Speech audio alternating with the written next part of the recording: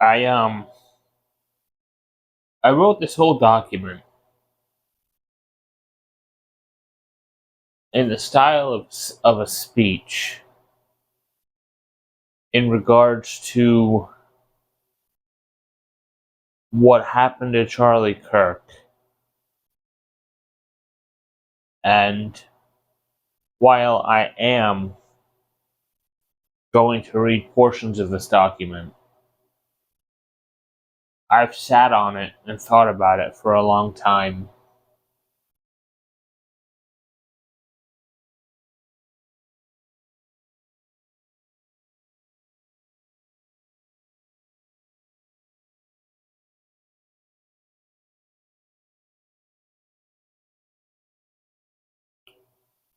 What I wrote was extremely confrontational, almost almost revenge seeking.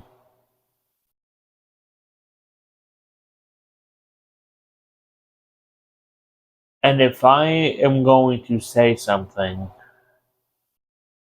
to honor the memory of Charlie Kirk,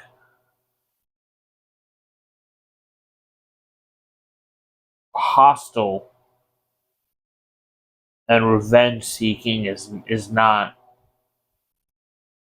the way to go about it. I am going to read most of what I read, but I want to change some things up. So I'm going to start reading this.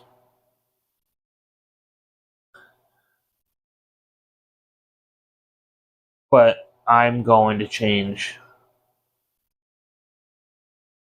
a lot, probably, or in the second half. So I'm just going to get into it. I'm going to read it. I'm going to say it. I normally don't make videos about politics. I like to keep the vlogs or car videos. But right now is a moment of immense sorrow and a burning anger that I cannot ignore. For far too long, I have sat by and simply watched as the trend has escalated from mere disagreement to outright violence. I have watched as the extreme leftist ideology seems not just to challenge beliefs, but to silence them through imitation and brutality. On September 10th, the nation lost what I believe to be one of, if not the, last moderate-leaning bastions of free speech and civil dialogue. A man who embodied the values of free speech, open dialogue, and unwavering faith. Charlie Kirk was the best of us. He was a protector of the principles that allow us to engage with one another, to debate fervently, and to challenge our views without fear of repercussions. And despite all of this, his life was taken by a far-left individual whose mind has been destroyed by a toxic ideology that taught him to despise opposing viewpoints. Charlie was assassinated simply because somebody didn't like the words he was saying. Charlie did not respond to those who opposed him with hatred or violence. He extended the microphone when they sought to shout him down. He was a man of faith, strong in his belief in Jesus Christ. He understood that true conviction is not found in silencing our opponents, but in engaging them. He welcomed open dialogue and listened to opposing viewpoints rather than shutting them down. All he wanted was for us to rise above our differences.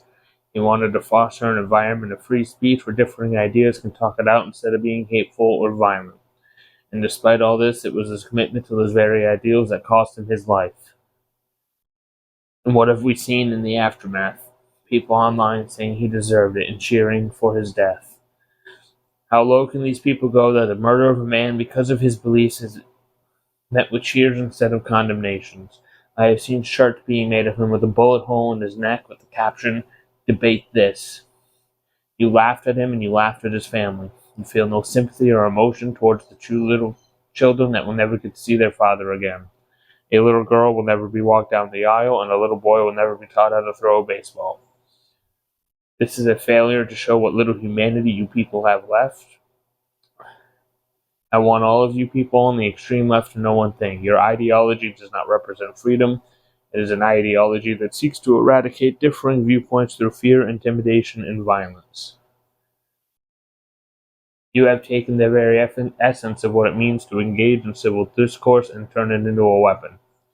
You have shown that you are not content with mere disagreement. You wish to erase those who challenge your narrative. And I went on in that article calling for people like that to be defeated financially, socially, reputationally, politically, and I don't want to turn into that. I don't want to turn into people like Nick Fuentes.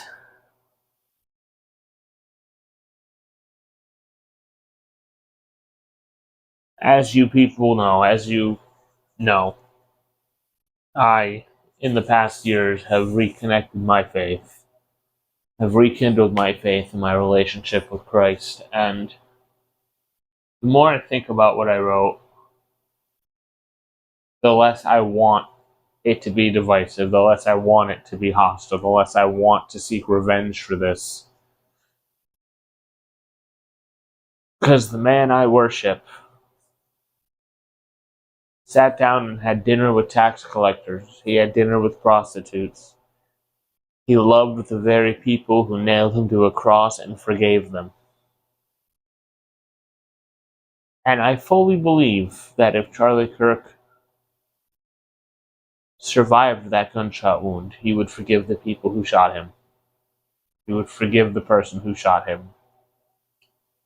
And while I find it very hard in my heart to forgive, I don't want to be hostile or be divisive or be in a place where I'm responding out of emotion that I see a lot of people doing. I very much did agree with a lot of what Charlie Kirk said. It was devastating to watch him die, but I'm not going to be like everybody else. I understand we're at a point now where tensions are at the highest they've been for a long time.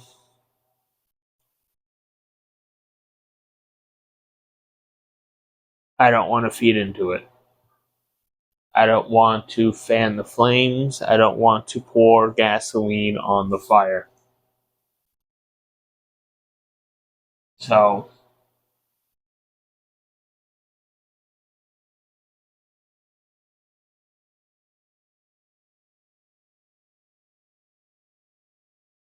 it has been rough. There's something in me that feels different about this. I don't like to think of myself as a big tough guy with no emotions, but I rarely cry. I rarely cry, and I have cried multiple times about this, and I'm not a good Christian by any means. I often sleep too late to go to church. I struggle with sin.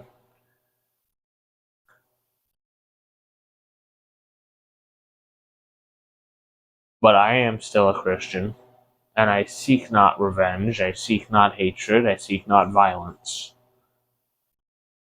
At the end of the day,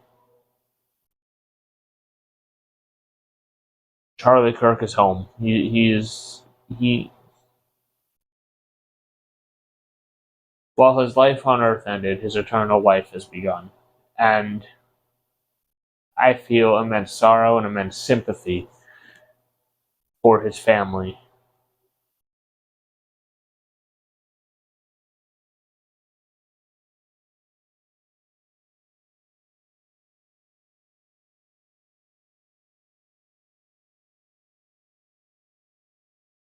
And I believe, as a Christian, as hard as it is for me, I must forgive the person who took his life. And I do forgive the person who took his life, and that does not mean I don't want justice to be served. But as Jesus was sitting on that cross dying, he said, Father, forgive them, for they know not what they do. Jesus forgave the people who murdered him, and I'm going to forgive the person who murdered Charlie Kirk. And I want you to understand that the forgiveness does not replace anger. There is still anger, there is still sorrow, there is still emotion. But I am not going to sit here and post a divisive video wanting to confront or get revenge as so many people on the right have done.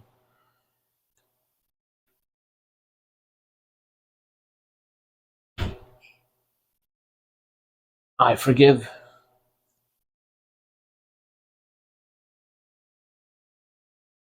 And I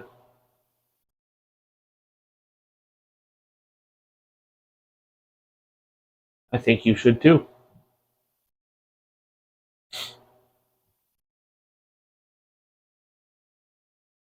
I pray that God shows mercy on the family of Charlie Kirk. I pray that he helps them through this time.